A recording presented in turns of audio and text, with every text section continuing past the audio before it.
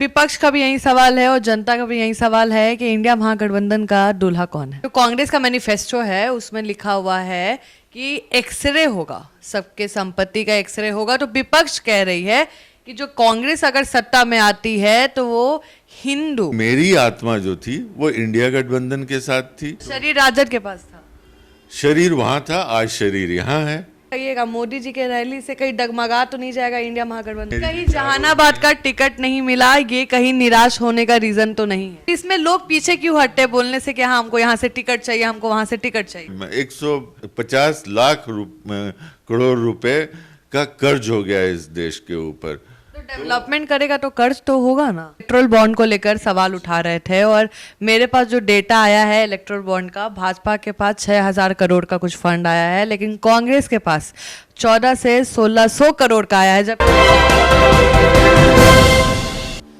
नमस्कार, स्वागत है आपका सिटी पोस्ट लाइव में। मैं हूं मुस्कान। आपको बता दें कि पूर्व डीजीपी करुणा सागर राजद में थे और अभी कांग्रेस में आ गए हैं। ये सवाल मेरा पहले आता है कि आप पहले राजद में थे, अब आप कांग्रेस में हैं, ऐसा क्यों? चलो मैं फिलोसफिकली बता देता हूँ। क्योंकि तुम्हारे पापा भी बड़े ज्ञानी आदमी हैं और तुम्हारे बड़े चाचा तो बहुत ही ज्ञानी हैं, शास्त्रों का बहुत ज्ञान है। तो हमारे यहाँ क्या कहते हैं, आत्मा और शरीर। शरीर नश्वर है, आत्मा हमेशा से रहती है। तो मेरी आत्मा जो थी वो इंडिया गठबंधन के साथ थी। शरीर राजद के पास था, शरीर वहां था, आज शरीर यहाँ है। अंतर सिर्फ यही आया है, मेरी आत्मा में मेरी। कहीं जहानाबाद का टिकट नहीं मिला, ये कहीं निराश होने का रीजन तो नहीं है? मुस्कान, आपने पिछली बार भी हमसे इंटरव्यू किया था और आपने कहा था कि क्या आप जहानाबाद से लड़ने जा रहे हैं। तो हमने आपको क्या कहा था? हमने सिर्फ कहा था कि जो उनका फैसला होगा वही मेरा फैसला होगा, लेकिन आपका वो फैसला नहीं था, तभी आप आज कांग्रेस में आए हैं। नहीं, अगर ये बात होती तो मैंने कांग्रेस को उस दिन ज्वाइन किया है जिस दिन कांग्रेस ने अपनी सारी सीटों पर उम्मीदवारों की घोषणा कर दी थी। अगर सिर्फ चुनाव लड़ने की बात होती। सर, राजद भी तो अपना सारा सीट बांट ही दिया था। जो आपको इसमें शर्माना क्यों है सर? जब आप आए हैं, किसी पार्टी में आए हैं, तो हमारा काम क्या है आपका कि आपके अपने क्षेत्र में जाएं और जनता की सेवा करें। तो इसमें लोग पीछे क्यों हटते बोलने से कि हाँ हमको यहाँ से टिकट चाहिए, हमको वहां से टिकट चाहिए? नहीं, हमने आपको पहले भी क्या कहा था कि जहानाबाद के साथ मेरा बहुत ही भावनात्मक संबंध है, व्यक्तिगत संबंध है, एक माँ बेटे का संबंध है और ये संबंध किसी पद का दावेदार नहीं है। लेकिन इसके पहले मेरा सवाल ये है कि कल मोदी जी का रोड शो हुआ था पटना में, हमने आपको तस्वीरें दिखाई थी, काफी भीड़ था, जनता की रैली लग रही थी। क्या कहिएगा, मोदी जी के रैली से कहीं डगमगा तो नहीं जाएगा इंडिया महागठबंधन? देखिए मुस्कान, मोदी जी की जो रैली थी वो मोदी जी की हताशा और निराशा को दिखाती है। उनको ये दिख रहा है कि बिहार में उनके पैरों के नीचे से जमीन खिसक गई है। आज बीजेपी वाले कह रहे हैं कि पहली बार किसी प्रधानमंत्री ने किया है। तो ये सही बात है कि पहली बार किसी प्रधानमंत्री को बिहार में इतना डर लग रहा है कि उन्हें आकर पटना में रोड शो करना पड़ रहा है। और उससे पटना वासियों को क्या मिला? पटना वासियों को कल कहीं भी आने जाने में तकलीफ मिली। सर, कहीं भी रैली लगता है तो जनता को दिक्कत होता है, चाहे किसी का भी रैली हो। अगर तेजस्वी यादव का भी रैली लगा था तो उसमें तो घुसने को नहीं मिल रहा था। तो रैली तो जनता को ऐसे भी परेशान करती है। पहली बात तो ये जनता की रैली थी नहीं, पटना वासियों की रैली थी नहीं।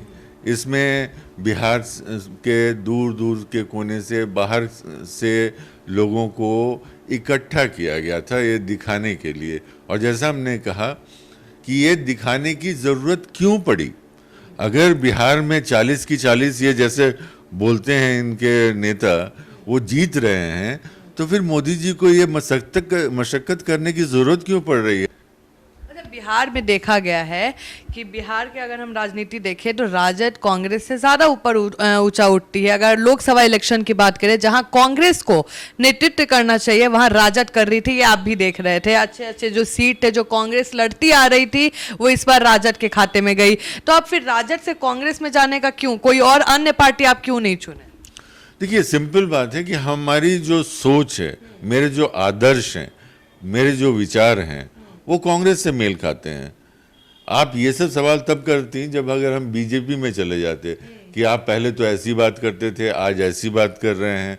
तो मेरी जो भाषा है, मेरी जो बात है, जो राजद में रहते हुए जो भाषा थी और बात थी, वही आज भी है। तो कांग्रेस का मैनिफेस्टो है, उसमें लिखा हुआ है कि एक्सरे होगा, सबके संपत्ति का एक्सरे होगा। तो विपक्ष कह रही है कि जो कांग्रेस अगर सत्ता में आती है तो वो हिंदू कम्युनिटी है, उनके जो जेवर है, उनका जो जमीन है, वो लेके मुसलमानों के हाथ में देगी। कितनी सच्चाई है? पहले तो हमारे घोषणा पत्र में ऐसा कुछ भी नहीं है। दूसरी बात कि ये बीजेपी के द्वारा फैलाया हुआ झूठ है। हारे को हरिनाम, जब कहीं कोई मुद्दा नहीं मिला तो फिर हिंदू मुसलमान करो। तो हिंदू मुसलमान करने का इनका क्या है कि ये जो रिजर्वेशन है ये मुसलमानों को दे देंगे, ये मंगलसूत्र ले देंगे। एक तो मुझे बड़ी दुख होती है कि इस समय का इलेक्शन कमीशन पता नहीं कहाँ है भी कि नहीं है। बोल रहे हैं मनमोहन सिंह बोले थे कि जो भारत की जो संपत्ति है उस पर पहला अधिकार मुसलमानों का है, और जो एक्सरे वाला बात आया है उसको लोग जोड़ रहे हैं कि जो हिंदू हैं उनका पूरा एक्सरे होगा, और जो उनके जो बाप दादा छोड़ के गए हैं वो लेके आप लोग मुस्लिम को दोगे। मुस्कान, आप मनमोहन सिंह जी का वो स्टेटमेंट फिर से पढ़िए, फिर से सुनिए। उन्होंने क्या कहा था कि जो माइनॉरिटीज हैं इस देश के, उनका इस देश की संपत्ति पर पहला अधिकार है। और माइनॉरिटीज में तो आज का आर्थिक विकास का जो मॉडल है बीजेपी का कि अमीर अमीर होता जा रहा है और गरीब गरीब होता जा रहा है। ये बोलते हैं कि हम 5 किलो अनाज दे रहे हैं, आज 150 लाख करोड़ रुपए का कर्ज हो गया इस देश के ऊपर। तो डेवलपमेंट करेगा तो कर्ज तो होगा ना?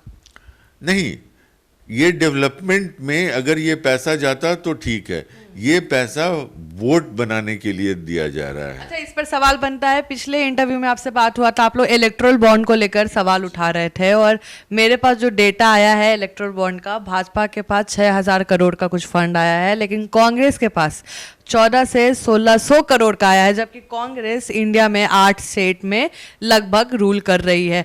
तो इसमें तो कांग्रेस के पास ज्यादा पैसा आ रहा है। भाजपा 18 स्टेट में करके 6,000 करोड़ है, और कांग्रेस के पास 16 से 1800 करोड़ का इलेक्ट्रोल बॉन्ड मिला है जो एसबीआई ने सबमिट किया। उस पर क्या कहिएगा? पहले तो एसबीआई ने सुप्रीम कोर्ट को ये बोल दिया कि हम इसका पूरा डिटेल नहीं देंगे, ठीक है। लेकिन जितने डिटेल्स बाहर आए हैं, तो इलेक्ट्रल बॉन्ड्स, अब जहां हमारी भी सरकारें हैं, तो वहां जो लोग काम करते हैं वहां इलेक्ट्रल बॉन्ड से पैसे आए हैं। लेकिन इलेक्ट्रल बॉन्ड आप देखिए, निर्मला सीतारामन जी के पति प्रभाकरन जी ने क्या कहा कि इलेक्ट्रल बॉन्ड इस सेंचुरी का सबसे बड़ा स्कैम है। अगर ऐसा हुआ है तो ये जो ईडी है, सीबीआई है, ये क्यों बैठी हुई है? आज हालात ये हो गए हैं कि जो प्रधानमंत्री अडानी और अंबानी से पूरे समय फायदा लेते रहे हैं, आप सवाल बदल रहे हैं। यही चीज आ रहा था कि अडानी और अंबानी का पैसा भाजपा के पास जा रहा है। विपक्ष का यही रहता था कि इसलिए इलेक्ट्रल बॉन्ड को देखा जाए कि पैसा कहां से आ रहा है, कितना आ रहा है, लेकिन सारा तो कांग्रेस के पास आ रहा है ना। अगर स्टेट कम निकाले तो सारा कांग्रेस सारा तो कांग्रेस के पास आ रहा है, कम स्टेट में इतना फंड उठा लिए। इलेक्ट्रल बॉन्ड्स के अगर आप पूरे डिस्ट्रीब्यूशन को देख लीजिए, हमारे पास है, आपको दिखाएं हम? नहीं, हमने भी देखा है, पूरे डिस्ट्रीब्यूशन को देख लीजिए, तो भाजपा के मुकाबले में बाकी दलों को बहुत ही कम पैसे मिले हैं, और जो मेजॉरिटी जो इलेक्ट्रल बॉन्ड्स का है वो भाजपा के पास गया है। और एक ऐसा, ये रूल किसने लाया था? भाजपा ने लाया था। जब हम लोगों ने उसका विरोध किया था, जितने कॉन्स्टिट्यूशनल एक्सपर्ट्स थे उन्होंने विरोध किया था। सुप्रीम कोर्ट ने 2019 में ही कह दिया था कि ये गलत है, और फाइनली 2024 में इसको अनकॉन्स्टिट्यूशनल करके बंद कर दिया गया। तो ये पूरा का पूरा जो इलेक्ट्रल बॉन्ड का जो गेम और स्कीम है, ये भाजपा के द्वारा किया गया था, और यही कारण है कि आज आप डीडीयू मार्ग पर भाजपा का 7 सितारा हेडक्वार्टर्स देखते हैं। कोई ऐसा डिस्ट्रिक्ट हेडक्वार्टर नहीं है जहां भाजपा का इंडिपेंडेंट अपना ऑफिस बिल्डिंग नहीं है। विपक्ष का भी यही सवाल है और जनता का भी यही सवाल है कि इंडिया महागठबंधन का दूल्हा कौन है? देखिए, हमने आपको क्या कहा कि इंडिया अलायंस कलेक्टिव लीडरशिप में काम कर रहा है। लेकिन पीएम का एक फेस होता है ना सर, लोकसभा इलेक्शन में पीएम का एक फेस होता है जिसको देख के लोग अपना वोट देता है। कैंडिडेट थोड़े देखता है सर, सब पीएम चेहरा देखता है कि कौन मेरा प्रधानमंत्री बनेगा, उसको देखकर। तो सबका ये जानना है, जैसे राहुल गांधी सबको पता है कि कांग्रेस के पीएम फेस है, लेकिन इंडिया महागठबंधन में अभी भी कॉन्फ्लिक्ट दिखता है, जिसमें लगता है कि अखिलेश यादव आएंगे, कि ममता जी आएंगी, कि खड़गे आएंगे, कि राहुल जी आएंगे। तो पीएम कैंडिडेट कौन है इंडिया गठबंधन का? भी पटना में 2 दिन पहले भी खड़गे जी ने यही कहा, इसी सब आप ही के जो सवाल हैं उसी पर कहा कि चुनाव के बाद जब रिजल्ट आएंगे तो सारे जो एमपी होंगे वो मिलके बैठ के तय करेंगे। क्योंकि देखिए, मतलब अभी आप लोग पीएम फेस आप लोग का डिसाइडेड नहीं है? नहीं, हमने तो शुरू से मेंटेन किया है कि हम पीएम फेस किसी को बना ही नहीं रहे हैं, क्योंकि ये इंडिया में जो डेमोक्रेसी है वो प्रेसिडेंशियल फॉर्म नहीं है। ये अमेरिका वाली डेमोक्रेसी नहीं है जहां 2 कैंडिडेट डिक्लेयर किए जाते हैं, एक डेमोक्रेटिक पार्टी की तरफ से, दूसरे रिपब्लिकन पार्टी की तरफ से। लेकिन इंडिया में तो वैसा होता नहीं है। इंडिया में पीएम फेस तो बनेगा ना सर? इंडिया में जो प्रधानमंत्री होता है मुस्कान, वोट प्रधानमंत्री को नहीं मिलता है, वोट एमपीज को होता है, और एमपी प्रधानमंत्री को चुनता है। और जो प्रधानमंत्री का चेहरा उस समय सबसे पॉपुलर होगा उसको ऑब्वियसली एमपी चुनेंगे। आपके नजर में वो चेहरा पॉपुलर कौन है? देखिए, हमने क्या कहा कि हर दल के बड़े वो हम समझ गए, लेकिन आपके नजर में, आपका व्यक्तित्व पूछ रहे हैं कि आपके नजर में 2 कैंडिडेट फेस बता दीजिए जो पीएम बनने लायक है। नहीं, हम कैसे बता सकते हैं? जब खड़गे जी का नाम आ रहा है कि खड़गे जी भी बन सकते हैं पीएम फेस। मैंने कहा ना कि कम से कम दर्जन भर नेता हैं जिनमें ये गुण है, जिनकी ये क्वालिफिकेशन है, जिनकी ये योग्यता है कि वो प्रधानमंत्री बनने के लायक हैं। आप लोग को क्या लग रहा है? हमको एक नाम तो एटलीस्ट बता दीजिए, 2 नाम बता दीजिए कि हम जनता को बोले। अब आप अपनी मर्जी से जो जिसका नाम लेना है ले लीजिए। सर, कांग्रेस में आप है, हम होते तो हम नाम ले लेते। आप बता दीजिए, 2 नाम ले लीजिए ना, जो आदमी समझ जाए कि हाँ कांग्रेस, ये इंडिया महागठबंधन का पीएम फेस है। जो मेरे राहुल गांधी है? देखिए, जो मेरे पार्टी का स्टैंड ही नहीं है। सर, राहुल गांधी पीएम है? नहीं, जो नहीं है, बाद में कॉन्फ्लिक्ट नहीं होगा? जब सब लोग इतना एफर्ट्स डाल रहे हैं, बाद में कॉन्फ्लिक्ट नहीं होगा? तेजस्वी जी बोलेंगे बिहार में तो सारा सीट हम ही करवाए हैं, अखिलेश जी यूपी का ले लेंगे, ममता जी बंगाल का ले लेंगी, खड़गे जी ले लेंगे अपनी जगह कर, फिर पीएम फेस में तो बहुत दिक्कत हो जाएगा आप लोग को। तो इस तरह से आप एमपीज के रोल को कम क्यों करना चाह रही हैं? ये एमपीज का विशेषाधिकार है कि वो किसको प्रधानमंत्री बनाना चाहते हैं। समझ गए, हम रोल कम नहीं कर रहे हैं, लेकिन हम जानना चाह रहे हैं। मुस्कान, जिसके साथ मेजॉरिटी एमपी होंगे वो प्रधानमंत्री बनेंगे। मतलब अभी आइडिया नहीं दीजिएगा आप? वो तो हम समझ गए, आप रूल्स हमको पढ़ा दिए, वो हम समझ गए, लेकिन आइडिया नहीं दीजिएगा कौन होगा? नहीं, मैंने कहा ना, ज्यादा लोग किसको पसंद कर रहे हैं, यही आप हमको बता दीजिए। राहुल गांधी तो हमको पता है, एक लाइन पे हैं।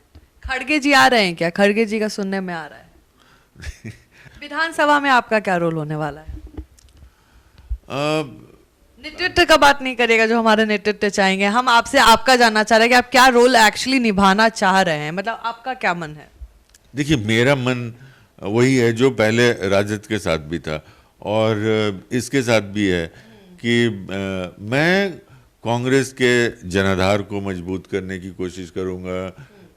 जो भी रोल पार्टी देगी उस रोल को निभाने की कोशिश करूंगा। अभी तो मुझे कोई पोस्ट भी नहीं मिला है, हमने 1 तारीख को ज्वाइन ही किया है और ये पूरा चुनाव का माहौल है।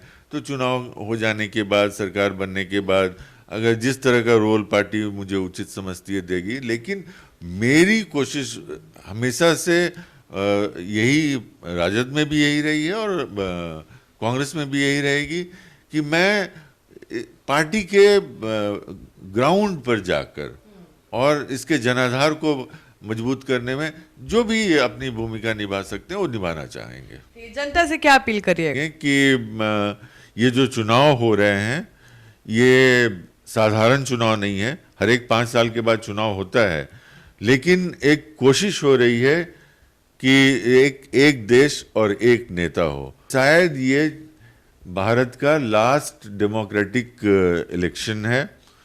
आप लोग अपने मताधिकार का पुरजोर ढंग से इस्तेमाल कीजिए, वोट कीजिए। तो आप सुन रहे थे करुणा सागर को, इनका कहना है कि मतदान को मत गवाइए। सही बात है, मतदान करिए, क्योंकि इस बार वोटर्स बहुत कम थे बिहार में, हमने जो देखा है स्केल। मतदान गवाइए मत, मतदान काफ़ी इंपॉर्टेंट होता है, मतदान से ही सरकार बनती है और आपका भविष्य तय होता है।